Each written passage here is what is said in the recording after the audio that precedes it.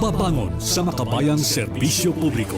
Ugnayan ng Radyo Pilipinas World Service sa iba't ibang embahada ng Pilipinas upang maghatid ng impormasyon at kaalaman sa mga kalagayan ng ating mga kapwa Pinoy na naninirahan at nagtatrabaho sa iba't ibang panig ng mundo. Babangon sa makabayang serbisyo publiko para sa isang makabayang serbisyo publiko para sa overseas Filipino workers. Babangon sa makabayang serbisyo publiko kasama si Ray Sampang dito sa Radyo Pilipinas World Service. Isang mapagpalang araw sa lahat ng tagapakinig at taga-subaybay ng ating himpilang Radyo Pilipinas World Service. Narito na naman tayo sa isa na namang edisyon ng programang Babangon sa makabayang serbisyo publiko kung saan atin pong iniugnay ang ating Philippine Foreign Service Post, mapaembahada man yan o konsulado sa ating mga kababayan sa iba't ibang panig ng mundo. Sa ngalan ng ating kasamang si Ray Sampang, ako po muna ulit ang inyong makakasama sa programa, Steph Vicente, para sa more or less 30 minutes worth of discussion. Hindi lamang patungkol sa mga serbisyong inaalok o inihahandog ng ating mga embahada at konsulado, maging sa kalagayan ng ating diplomatic relations with other countries and other local governments, at syempre maging sa kalagayan po ng ating Filipino community o Filipino diaspora. Pero bago natin simulan ang talakayan para sa araw na ito, ay atin munang pasasalamatan ang mga kasama natin dito sa studio. Sa Master Control, kasama natin si Justin Osias, habang sa Wirecast naman ay kasama natin si Hero Lucero. At dahil nabanggit natin ng Wirecast, ay tayo po ay nasusubaybayan sa pamagitan po ng ating official social media channels o platforms. Meron po tayong Facebook Live. Yan po ay napapakinggan at napapanood sa pamamagitan po ng official Facebook page ng Radyo Pilipinas World Service. Gayun din naman po sa ating YouTube channel kung saan po ay tayo rin ay nasusubaybayan. Pakisearch na lamang po sa search bar sa YouTube, Radyo Pilipinas World Service. At bukod sa mga nabanggit na platforms, ay tayo rin po ay napapakinggan sa pamagitan naman ng mobile application na Evox PBS Receiver App. Paano ba makakapag-access sa application na ito? Unang-una ay mag-download at mag-install sa pamagitan po ng Google Play Store para sa mga Android phone users, habang sa App Store naman po pupunta para sa mga gumagamit po ng iPhone.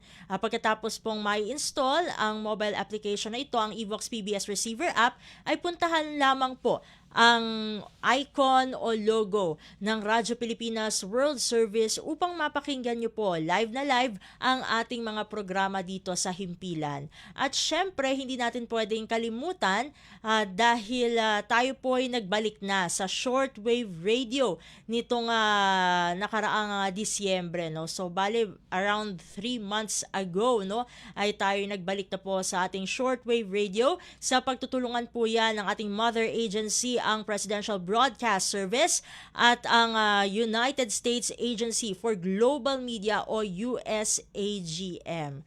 At we're grateful kasi itong babangon sa makabayang serbisyo publiko ay nai-ere sa pamagitan po ng ating Filipino service, which airs po from 1:30 a.m. to 4:30 a.m.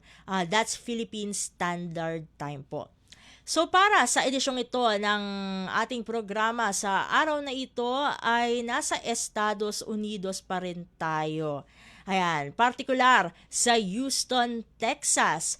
At kaugnay nito, meron tayong dalawang makakasama, syempre mula sa side ng ating konsulado, Konsulado General sa Houston, Texas. Kasama po natin si Consul General Gunther Emil M. Sales. Conjen, pagbati po muna para sa ating mga tagapakinig. Ay, maraming salamat, Steph. So, a very good morning dyan sa Manila. Siyempre po, gabi po ngayon dito sa Houston. But of course, we're very happy to join you in this program. And I just want to thank, of course, Radyo Pilipinas World Service under the Presidential Broadcast Service for giving us this opportunity para ibahagi po yung mga gawain po namin dito at mga serbisyo para sa ating mamamayan dito po sa Texas. At I'm also happy to note na kasama po din natin po dito isang kaibigan ng konsulado, si Attorney Eileen. So again, Steph, maraming salamat. Thank you very much. Maraming salamat po muli, Conjen. At syempre, nabanggit na ni Conjen, no, si Attorney Eileen. So, atin na po siyang ipapakilala. Siya po, no, ang State President ng Philippine-American Chamber of Commerce, Texas. Ayan, si Attorney Eileen Ligot Dizon.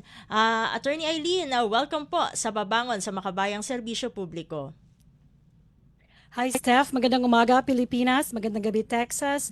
It is an honor to be here sa radio station ninyo, alongside, of course, ating kagalang-galang na Consul General dito sa Houston. Magandang umaga ulit sa inyong lahat. Ayan, thank you Attorney Eileen for joining us. Didiretso na kagad ako sa ating mga katanungan para sa araw na ito. Siyempre, balik ako kay Conjen. Conjen, paano nyo po ilalarawan ang relasyon sa pagitan po ng ating Philippine Consulate General dyan sa Houston, Texas at siyempre yung local government units po, no, ng mga estado na sakop po ng inyong consular jurisdiction. Pero syempre, matanong na din po namin na ano-ano po bang lugar ang under the consular jurisdiction ng Houston PCG? Okay, sorry Steph, medyo naging choppy po yung line, ano. Pero I think I can presume kung ano po yung tanong po nila, no. Dito po sa Houston, yung Consulate General natin, medyo bago ho na yung ating establishment dito, no? Kumpara sa mga konsulado sa ibang bahagi ng United States. We reopened here in 2019. So in terms of the length of time we have been physically here, medyo we haven't even reached a decade, no? But despite that, I think it's important to note kung bakit tayo naririto, no? Unang-una, dahil marami pong Pilipino or even Filipino-Americans who live in the state of Texas. Speaking of jurisdiction, we just don't cover Texas. We also have 5 other U.S. states under our jurisdiction, namely Arkansas, Louisiana, New Mexico, Oklahoma, Mississippi. I think I counted them correctly. So medyo expansive po yung jurisdiction natin sa tinatawag nating South Central United States. Predominantly, of course, we provide consular service. Yan talaga po yung ating mandate dito sa ating mga kababayan. And bilang konsulado, of course, this means mga passport, notary services, civil registry, at saka dual citizenship. Another important service that we provide is, of course, yung registration for overseas voting para sa ating mga kababayan na entitled and have the right to vote during our midterm and national elections. So that gives a snapshot of our coverage. In terms of the numbers of Filipino-Americans and Filipinos dito po sa Texas, they are numbering about 240,000 or 250,000. So medyo malaki din po yung ating mga siniserbisyong kababayan dito sa Houston. And nabanggit nyo, no, nasa 250,000, no, just in Texas pa lang po ito, no, Conjen. Pero how about po, no, yung ibang mga states po, no, dyan sa South Central America? Good question, Stefano. So yung pinakamalaking share ng mga Filipinos and Filipino-Americans ay nandito po sa Texas. I have to admit that. But given the other states, siguro within the 6 states under our jurisdiction, ang estimate po natin mga 372,000 Filipinos and Filipino-Americans.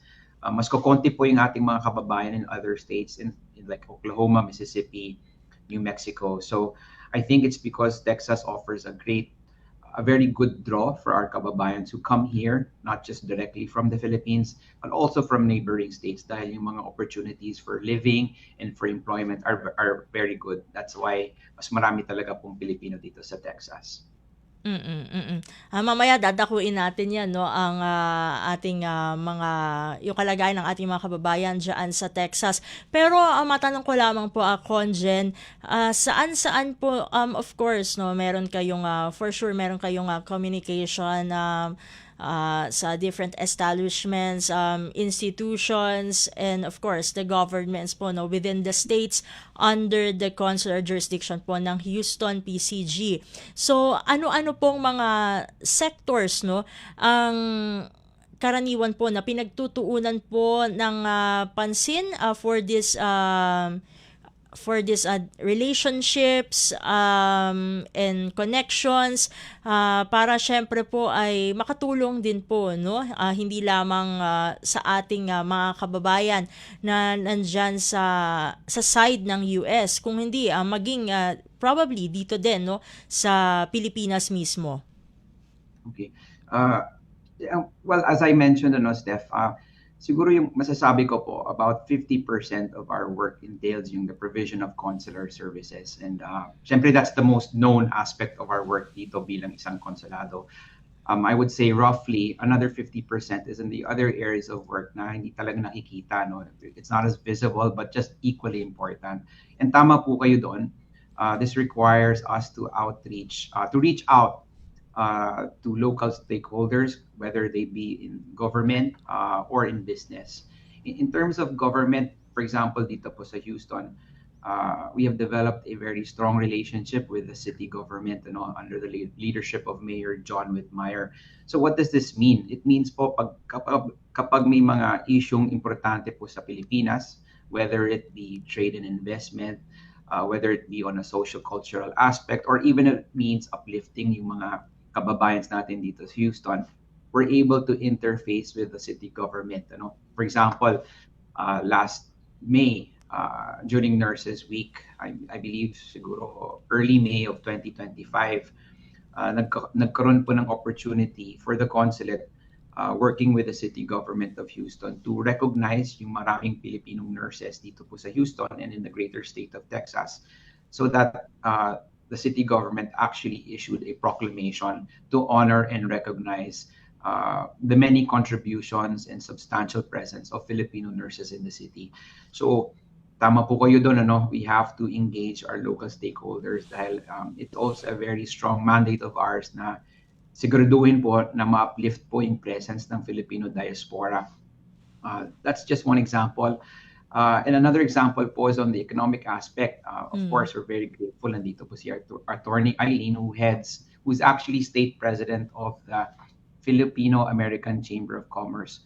So working with organizations like hers, the consulate actively looks out for opportunities to make those economic connections between the state of Texas and the Philippines. Marami hong industriya po dito na importante po. For example, artificial intelligence, upcoming po yun.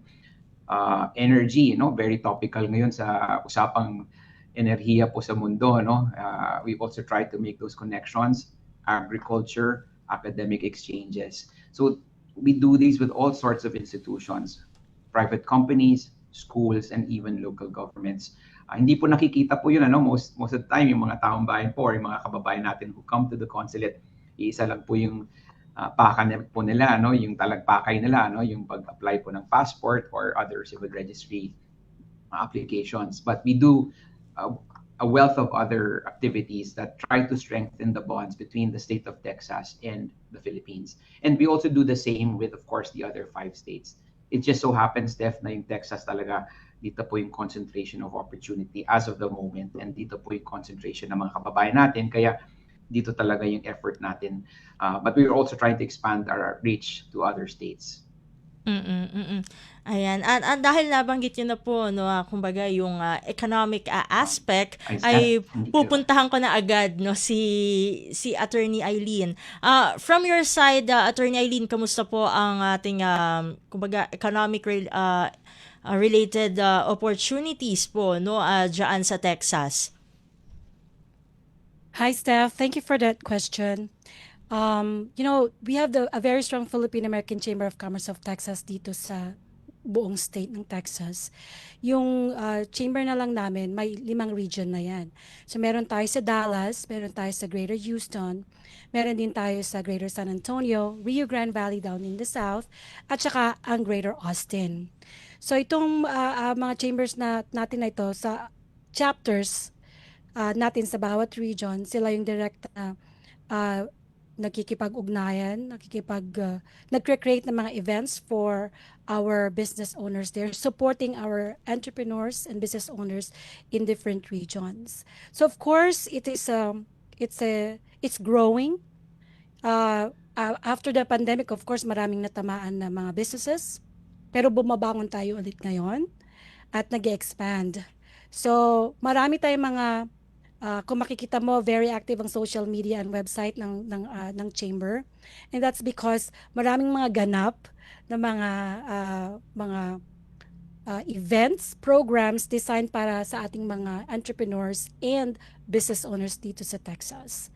So hindi natin masabi na okay ngayon, pwedeng bukas may challenges na naman. May mga businesses tayo nagsara after the pandemic, pero may mga businesses din tayong nagbukas after the pandemic. So we are continuously growing here in the state of Texas. Mm-mm. Steph. Attorney Eileen, no, ano po bang kumbaga yung mga businesses po, no, na karaniwan pong vine-venture ng ating mga kababayan diyan po sa Texas? Steph, medyo choppy ka kanina. Pwede mo pakiulit mo yung tanong mo? Ayun, sure po, Attorney Eileen. Bale po, ito po ang aking katanungan. Attorney, ano po yung mga businesses kung saan po nagve-venture ang ating mga kababayan dyan sa Texas? Okay, kung naintindihan ko yung tanong mo, kung anong mga ventures ng Yes. ating mga kababayan business. Okay. Very diverse. Kasi itong Texas malaki nga, we're a big state. Bawat region ay unique from each other. So may region na they're more on food, may region naman na they're more on oil and gas industry, meron namang real estate. Pero in general, kung titignan natin yung ating mga members na mga business owners and entrepreneurs, ang concentration ay nasa either food industry, meron silang mga restaurants. Mga restaurants, yan ang pinaka-challenging na business dito eh. You know, maraming mga nagbubukas, may mga nagsasara, pero may tumatagal din naman. Then we also have kung professional pag-usapan natin, medical industry. Pero yung mga ating mga nurses, doctors, physical therapists, they also put up their own businesses. So meron din sila mga therapy services, home care, home health. So yun yung mga other industries na marami dito sa Texas. And of course, real estate. Marami tayong mga real estate businesses na mga ating mga kapwa Pilipino na nagtathrive in different regions. So other than that, of course, may mga variations din. Siyempre, may law firms, ganyan. May mga arts in the field of arts and insurance business at marami pa. At Attorney Eileen, matanong ko lamang din po, no, paano po ba nagtutulungan ang inyong mga miyembro diyan sa Philippine-American Chamber of Commerce Texas upang kumbaga lahat ay mag-thrive?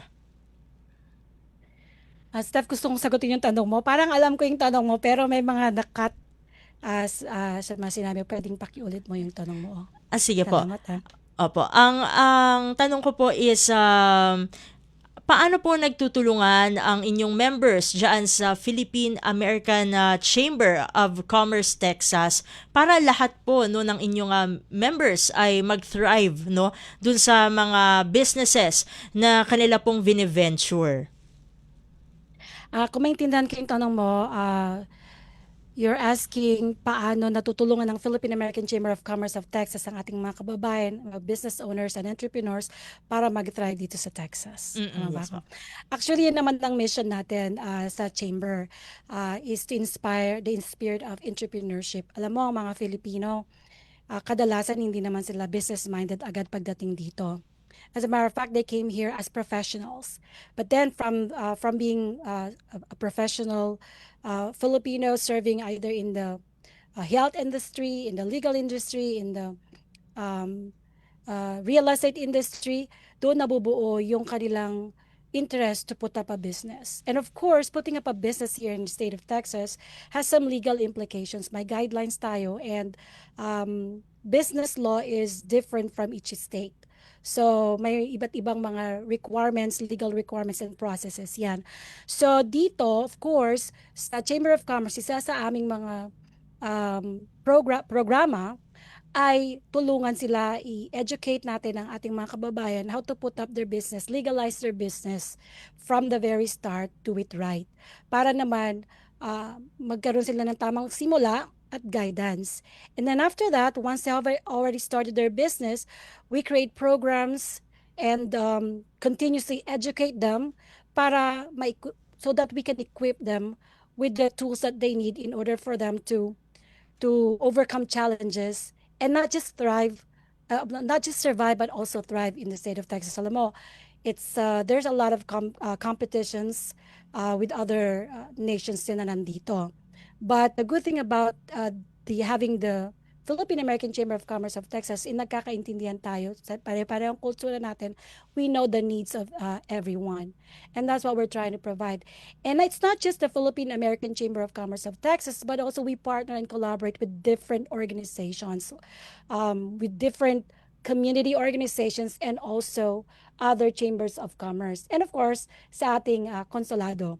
Kaya nga, maswerte kami dito sa Houston dahil nandito ang ating Philippine Consulate General dahil nagkakaroon talaga ng magandang collaboration and partnership in terms of pursuing the mission of inspiring entrepreneurship among our Filipino communities and also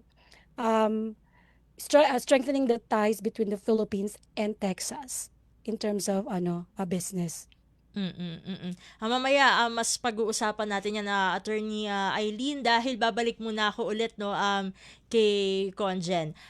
Conjen, kanina nabanggit nyo yung different fields no at ito kakadiscuss lang natin no with Attorney Eileen yung sa economic side no, although mamaya expand pa natin yan, pero kumusta naman po yung cultural exchanges with dyan sa Houston? Ano pong mga programs ang inilulunsad ng ating Philippine Consulate General sa Houston when it comes to spreading Filipino culture and probably to some extent po no yung ating turismo?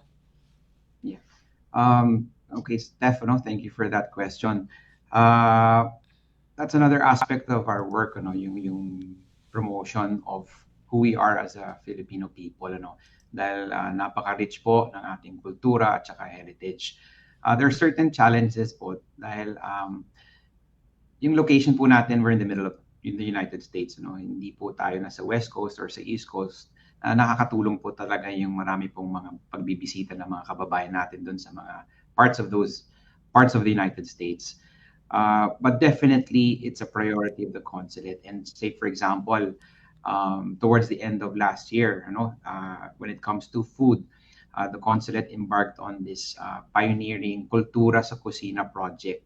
Dahil siguro there's a handful of known Filipino restaurants dito po sa Houston na talagang masarap po yung kanilang pagkain and very true to that Filipino taste. So yung mga food offerings nila, talagang pag kumain po kayo doon sa mga restaurant na ito, maalala po nila yung Pilipinas. So what we did, we ran a 3-week restaurant promotional program kung saan we actively promoted these restaurants in social media and invited residents of Houston to come and eat and partake of these restaurants. So in a sense, naging successful po yun. And that was the first attempt po of the consulate to do this. And I think base po dun sa reaction from the public, this was the first time that the consulate initiated such an event. And we want to replicate this in the years to come dahil yung pagkain po talagang importante pong aspeto yun ng kulturang Pilipino at kung kakausapin po nila yung mga kababayan natin dito, pati yung mga Amerikano po, ang lagi pong iniisip nila, Steph, pansit at lumpia, very standard Filipino fare, importante sa kanila yun. But of course, we know that Filipino food goes beyond pansit and lumpia, and that's what we want to do. Second of all, we also want to promote music, so we're actually conceptualizing a musical promotional activity in the middle part of this year.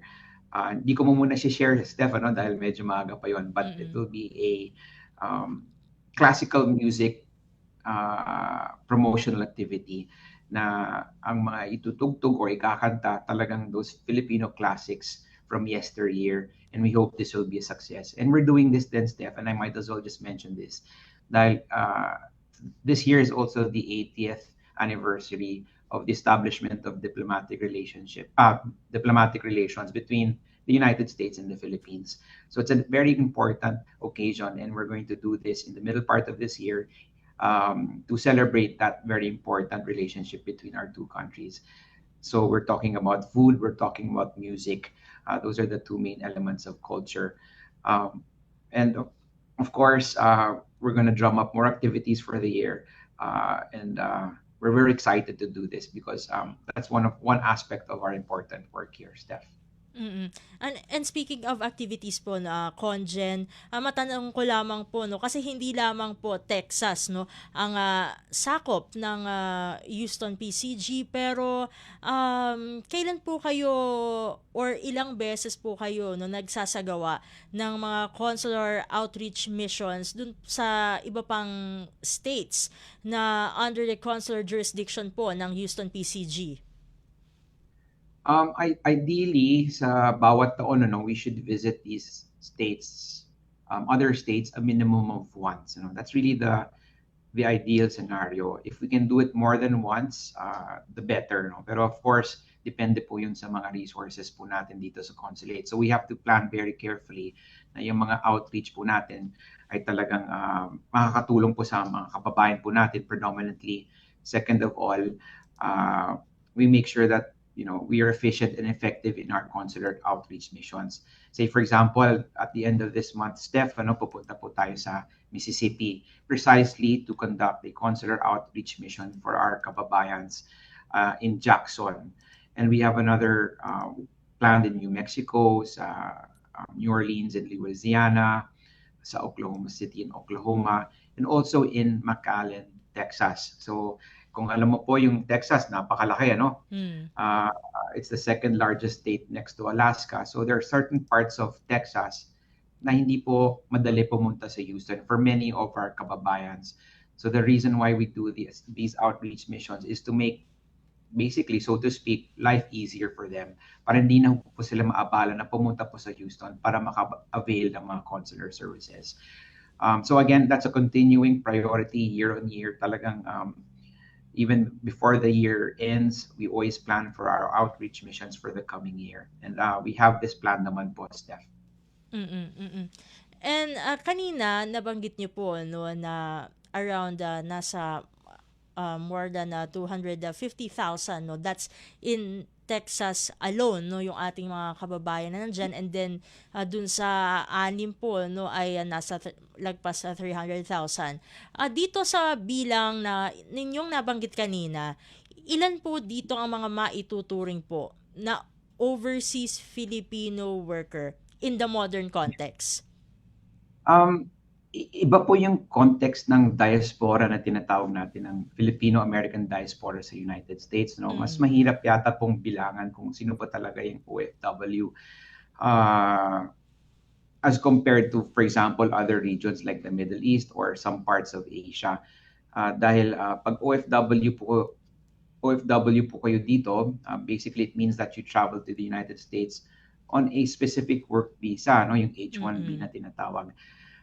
Wala po tayong datos doon or data, accurate data, because there's a lot of inter-country travel between the Philippines and the United States, also because of family ties, also because of those connections where there are Filipinos and Filipinas who are married to Americans, or those who choose to be immigrants. So maraming pumupunta sa Estados Unidos to become permanent immigrants. So hindi ho natin na naka-capture very accurately kung iilan po yung OFWs. Not to mention, this is not to mention that there are no OFWs. Siyempre po may mga manggagawang Pilipino po tayo dito. Say for example in the state of Texas, aware po tayo na may mga OFWs po tayo in areas like Corpus Christi or yung mga cities on the coast of the Gulf of America or Gulf of Mexico. Dahil these are OFWs engaged in very technical skilled labor positions in the oil industry. And we know about their presence there. In fact, over the past couple of months, we have had the opportunity to meet several hundred of our kababayans who work precisely as OFWs in these industries on the Gulf Coast. That being said, hindi ko masasabi talaga, Steph, kung ilan talaga yung OFWs. And as Attorney Eileen said, there are so many occupations that Filipinos fill in this part of the United States. A lot of them are professional occupations, for example, accountants, nurses, doctors, lawyers like herself. So marami talaga po. But definitely, I think this is something that we should look at carefully dahil mas maganda po na nakakapaggawa tayo ng programa pag accurate po yung statistics natin. And definitely, during our time here, I'll try to do our work in trying to find out kung iilan talaga, or at least have an accurate estimate kung iilan po talaga yung manggagawang Pilipino dito. Pero Conjen, meron po bang MWO dyan na naka-attach sa Houston PCG or nasa ibang lugar po ito? Ang jurisdiction po ng OWA or yung Migrant Welfare Officer ay from Washington, D.C. So they cover the state of Texas at saka yung South Central United States from Washington, D.C. Pero nagpapasalamat po kami dito sa konsulado dahil we have a very strong working relationship with them. So kung nagkakaroon po ng mga concerns yung ating mga manggagawang Pilipino rito, usually they also inform us about these cases, individual cases that we attend to very in a very rapid manner. And we also inform them kung yung mga kaso or individual cases that they should know about. So they cover us from Washington, D.C. And there's one time last year na bumisita po sila dito sa Texas. And speaking of concerns, dahil nabanggit nyo na po mismo yung concerns, ano po ang mga concerns or common problems na hinaharap hindi lamang po ng mga OFWs, maging ng mga probably permanent residents and also Filipino-Americans na nasa mga lokasyon na under the consular jurisdiction of Houston PCG? Ang masasabi ko lang to, Stefano. So generally, and I would say yung diaspora po natin dito, whether they be Filipinos or Filipino-Americans, there are hardly any concerns that are affecting the majority. I would say a lot of our kababayans here are living very progressive and happy lives here in Texas and in the other states that we cover dahil lamang po sa pagsisikap po nila and the opportunities that this part of the United States can provide them. And if we think about it po, sa dami-dami po ng Filipino at Filipino-Americans na naririto po, this migration phenomenon po happened since the early 1970s. So every year on year, dumadami po yung population at lumalaki. Here sa consulate, we hardly hear of any concerns on a regular basis. Most of the time, we hear about the achievements of our kababayans. But this is not to say na wala po. So some of the concerns, if they do crop up, for example, immigration-related concerns. Attorney Eileen is familiar with this. So we're talking about, for example, concerns or challenges related to visa status or yung mga pathway to permanent residency, as they call it, or for those nga who find themselves overstaying in this part of the United States. So those are some of the concerns that come across our way. Pangalawa, of course, access to regular direct consular services. We only have one consulate and my team is relatively small compared to the other consulates. And syempre po, napakalaki ng aming diaspora, napakalaki ng stakeholders namin. We can't really cater to everyone at all at the same time. So it really requires judicious planning on our end kung gagawa kami ng mga outreach mission at kung saan and where could be the most effective. And I hope for the time that we are here, Steph, that we can be able to address this matter, that we could provide these consular services with more regularity for all of our kababayans here in the states that we cover.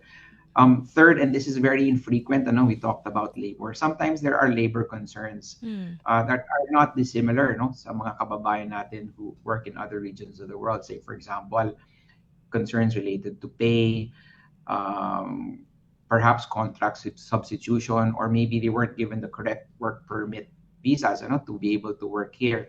But I would say talagang it's very infrequent.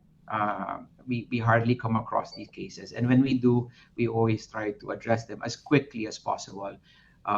Siyempre po, I can say this very committedly that the interest of our kababayans are of utmost importance for the consulate. So whether this be in far-flung Mississippi, Louisiana, or even here in Houston, talagang tinutugunan pa namin yung mga concerns na ito immediately and right there and then. Mm, mm. Conjen, bago natin pag-usapan yung Filipino community in general, no, diyan sa Texas and the other states na rin po, ay gusto lang po namin malaman kung, kasi kanina nabanggit po natin yung mga fields kung saan po karaniwan na nagtathrive ang ating mga kababayan diyan sa part na yan ng USA. So, ano po yung base sa mga naririnig nyo po na feedback, no, diyan sa mga establishments, businesses diyan sa Texas, ano po ang karaniwang impression po, no, sa ating mga kababayan, probably when it comes to their work ethic? Okay. Medyo naputol yung video call, Steph, but I hope you can hear me. Yes, yes. Yun lang talagang, it gives me a personal point of being happy and siguro a very strong sense of pride that I have in our kababayans. Kasi I have yet to meet a single Texan or at least a single American in any of the states that I have been to who have anything negative to say about Filipinos. Lagi pong sinasabi nila Filipinos are law-abiding. They're hardworking. And pangatlo, they are the friendliest people on earth. Lagi tayong masaya, lagi tayong matulungin, lagi tayong hospitable.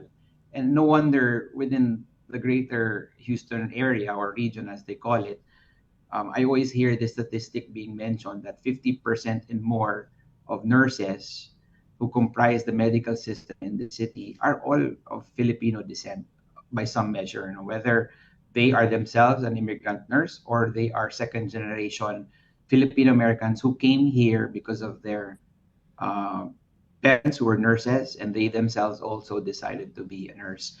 I think this speaks of the care that we provide as a people, and the exponential image of this characterization is very important. That we are widely regarded as very productive members of American society. And I think this is something that it's a feeling that is shared not just between the consulate and of course our kababayans here in Texas, but United States wide from East Coast to West Coast. Na talagang po yung mga kababayan po natin dito are great contributors to the quality of life of this country, to its culture, and to its people. That's all I have to say about that. And as representatives of the Philippines here, I see this practically almost every day, Steph. Mm-mm. And ngayon, puntahan na natin, no, pag-usapan na po natin yung Filipino diaspora mismo, no, diyan sa South Central USA.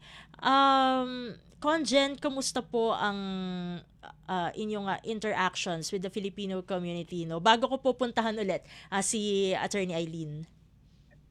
Incidentally, Steph, one of the first organizations I met upon my arrival here in 2024 was the organization of Attorney Eileen, yung Philippine American Chamber of Commerce. And I think that set the tone for a very fruitful and productive relationship with them. And I'm also grateful for her being here. Sa dami po ng Pilipino rito, marami rin pong organizations. Dito po sa Houston, and Attorney Eileen knows this, in Houston alone, there's about 60 plus Filipino organizations. So you can just imagine on the statewide, mas marami talaga po yun. During my first few months dito po, I really made it a priority na tuwing pong may invitation po or invitation for me to go visit them, to attend their events like yung mga gala. I really honor these invitations dahil lamang po gusto ko po makilala sila, no? Even if this meant me traveling outside of Houston, we have 3 other cities that are important in Texas: Dallas, San Antonio, and Austin. So these are where the concentration of Filipinos are. So if there's an invitation that comes my way at we are able to work out the schedule, ay bibisitahin po namin sila. And not even the big cities, sometimes we go in siguro the term is not right, middle of nowhere cities, kasi talagang you would be surprised there are actually concentrations of Filipinos there. And I make no distinction. It's our mandate talagang to reach out to as many organizations, to reach out to as many Filipinos as possible, and according to whatever our schedule will allow. So talagang this is something that we do month on month. Mm. Ayun. At puntahan na po ulit natin, no, si Attorney Eileen, no. Pero bago ko po tanungin, no, si Attorney Eileen regarding kung kumusta ang Filipino community in her perspective. Ito po kasing tanong na ito ay lagi po namin na itatanong sa mga Philcom leader na napapadpad dito sa programang Babangon sa Makabayang Serbisyo Publiko. Attorney Eileen, ilang taon na po kayo, no, dyan sa Texas? Taga saan po kayo dito sa Pilipinas at ano po ang iniwan niyo pong buhay dito sa Pinas? Hindi ko pa naman iniiwan yung buhay sa Pilipinas. As a matter of fact, bibisita ako sa Pilipinas soon. Well, to answer your question, Steph, I arrived in the United States in 2007. So this is my 19th year living in the state of Texas. So initially, I settled in Dallas, and then nag-move kami dito sa Houston. Well, in the Philippines, before I left the country, I was already serving as a court attorney at the Philippine Court of Appeals in Manila. So yung move dito talaga is hindi ko maiwan yung puso ko doon sa Pilipinas. I mean, naiwan yung puso ko sa Pilipinas kasi, I had a career there that's flourishing, and then I have to move here and then eventually settle here. Yun yung little background. But my province there, just to share it with you, my father is from Pangasinan, my mother is from Bicol, and I was born in Manila. Mm. And now, Attorney Eileen, no, gusto lang po namin nga itanong kung from your perspective, no, kumusta po ang kalagayan ng ating Filipino community dyan sa Texas? Katulad nga ng nabanggit ni Conjan kanina, the Filipino community here in Texas is very active. Close-knit, although big, Texas is big, the organizations are close-knit and growing stronger every year. And with about 60 community organizations across the state of Texas, we actually have a Philippine Community Center here in Houston. And of course, we have a very active Philippine American Chamber of Commerce here in Houston. And Houston or Texas is becoming a hub also for entertainment. We invite artists from the Philippines to hold their concerts here. And our Filipino kababayans here are very much into entertainment. So that being said, we have fiestas here in different cities in Texas. We also have sports, big thing din ng basketball dito. Meron tayong malaking Filipino-American basketball organization across Texas. And not just the Texas people, but also other states are coming over here to bring their families and to play basketball. And also, we are actually working together on putting up a Rizal Park here in the greater Houston area. And as far as I know also, our kababayan, a group of Filipino organization, Philcon, in the Dallas area, is putting up a park to show yung Bataan Death March. So we're growing. We already have, of course, a Rizal bus displayed in one of the major parks here in Houston, but having our own Rizal Park, malaking bagay yon. But of course, it's a lot of work also. A lot of support are needed from our kababayan here. Kanina, Attorney Eileen, ay na-discuss ni Conjen yung ilan sa mga concerns na karaniwang hinaharap no ng ating mga kababayan sa mga lokasyon kung saan niya po under the consular jurisdiction po ng Houston PCG. Pero from your perspective po, no, bilang kayo po ay ang state president ng Philippine-American Chamber of Commerce at Texas. Ano po yung mga concerns na madalas na idudulog po sa inyo, no? Probably hindi lamang karaniwang concerns kundi mga concerns pagdating sa commerce na dinudulog po sa inyo ng inyong mga miyembro. Well, kung titignan lang natin in terms of economic or sa commerce, yung mga basic lang naman in terms of starting a business, getting support from our community, helping promote their businesses, getting it across the state of Texas kasi nga malaki.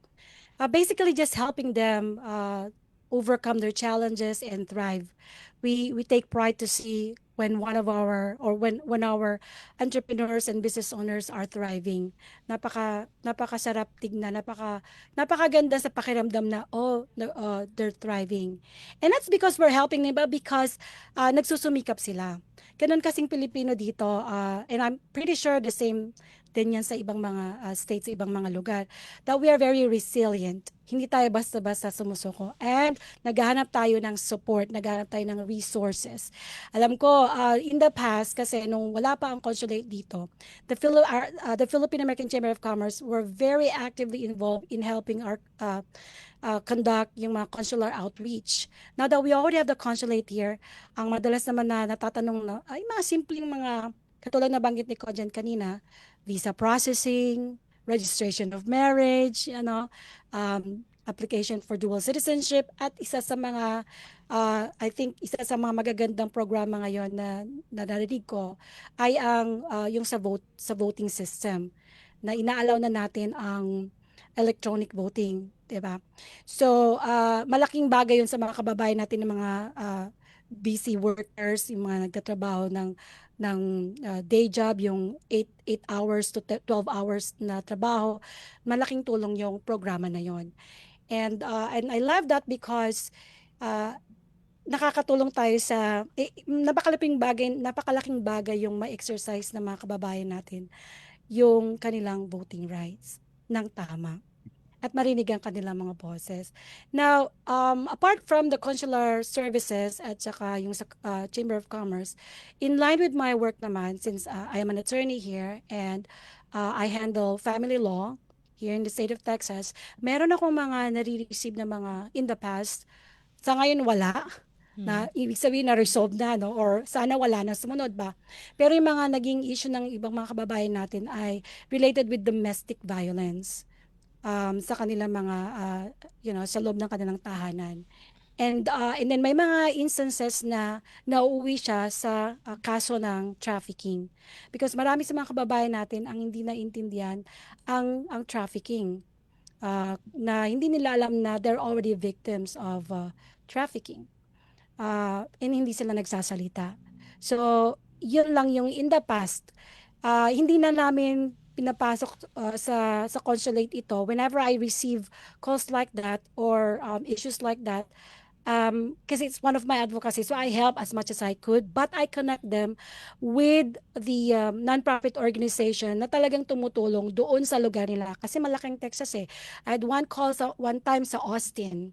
So I had to find a non-profit organization na tumutulong sa mga kababayan natin ganon. And natutulungan naman sila. Kaya pag narinig ko yung magandang balita na their immigration papers are fixed, they're now having their own life, may work na rin sila. So magandang tignan na ang mga kababayan natin ay hindi lang naman ako to eh, may ibang tao nag-refer din. So Mm. tulungan yun to find support. Yun lang yung isa sa mga issues na siguro idinagdag ko lang sa mga nasabi na ni Conjen. And Mm. just to add to that, Stefano, I think very important yung role of our Filipino community here, especially yung mga long-established kababayans here in Texas and in other states, precisely because of that support that Attorney Eileen talked about.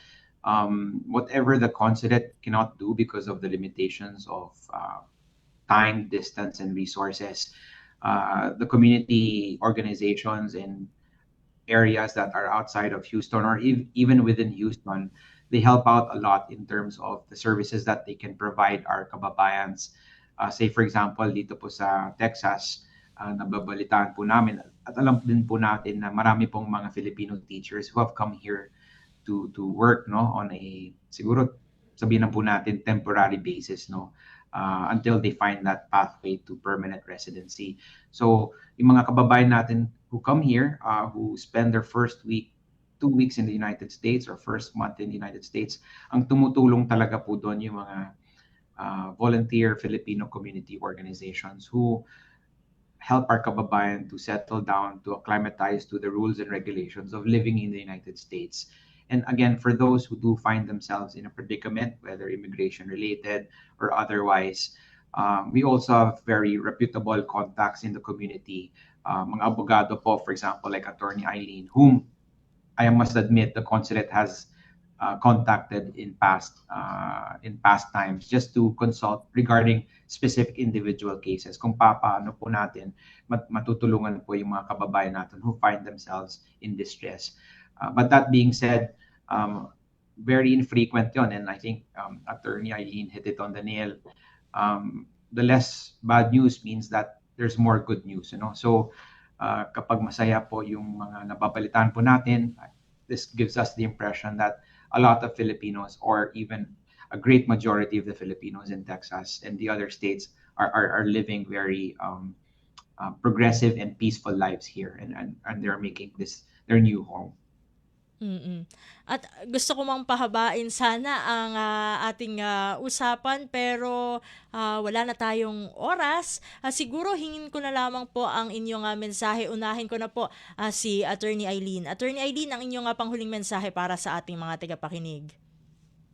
Salamat, Steph. I just want to share with everyone that here in Houston, here in Texas, we are deeply grateful to have our Philippine consulate here in our state. Yung services nila, malaking tulong sa ating mga kababayan. They bring essential help close to home. And the accessibility, the professionalism, and active community partnership ng ating consulate make our life here, make the life of our Filipino families here in the state of Texas and the surrounding states easier. To put Philippine Consulate General in Houston, thank you for serving and standing with our community. Sa ating mga kababayan sa DZRP Radio Pilipinas, salamat, mabuhay ang Pilipinas, mabuhay tayong lahat. Magandang umaga sa inyong lahat dyan. At syempre, Conjen, ang inyo pong mensahe. Again, thank you very much for inviting us on this program. I know we're very honored to be here, to be able to talk about the work that we do as a consulate, and to talk about our priorities. I just want to say po, bukas po ang konsulado sa lahat ng kababayan po natin who happen to find themselves in our jurisdiction.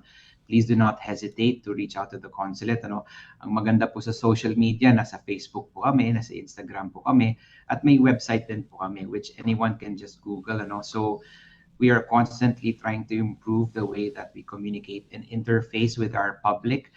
Kaya po, we always want to make sure that we project a friendly face. Huwag po mag-hesitate yung ating mga kababayan dahil mabait po tayo dito po sa konsulado, and this is really our passion project na tinatawag to be of service to our constituents. And of course, I just want to say that I'm also very thankful for the partnerships that we have with all of the Filipino organizations that comprise the great diaspora here in our locality. And of course, to thank Attorney Eileen, who is a good friend of the consulate and of the community that she serves. Marami po siyang miyembro, marami po siyang mga chapters within the whole of Texas. And I would say that they are also a prime example of how Filipinos conduct themselves professionally, not just amongst their new members in their lives, not among their new communities, but also among fellow kababayan. So that's also a point of pride for us in the consulate. So again, Steph, maraming salamat, and maraming salamat sa mga tagapakinig po sa Radyo Pilipinas World Service. Thank you. Maraming salamat din po, Conjen. Conjen and Attorney Eileen, sa ulitin po, God bless po at mabuhay po kayong dalawa. At atin po nakasama ngayon sa programang Babangon sa Makabayang Serbisyo Publiko sina Consul General Gunther Emil M. Sales ng Philippine Consulate General in Houston, Texas, at si Attorney Eileen Ligot Dizon na State President po ng Philippine-American Chamber of Commerce, Texas. At dito na po nagtatapos ang edisyon ng Babangon sa Makabayang Serbisyo Publiko para sa araw na ito. Sa ngalan ng ating kasamang si Ray Sampang, ako pong muli ang inyong lingkod, Steph Vicente. Isang mapagpalang araw po sa ating lahat.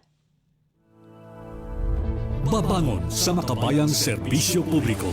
Ugnayan ng Radyo Pilipinas World Service sa iba't ibang embahada ng Pilipinas upang maghatid ng impormasyon at kaalaman sa mga kalagayan ng ating mga kapwa Pinoy na naninirahan at nagtatrabaho sa iba't ibang panig ng mundo. Babangon sa Makabayang Serbisyo Publiko para sa isang Makabayang Serbisyo Publiko para sa overseas Filipino workers. Babangon sa Makabayang Serbisyo Publiko kasama si Ray Sampang dito sa Radyo Pilipinas World Service.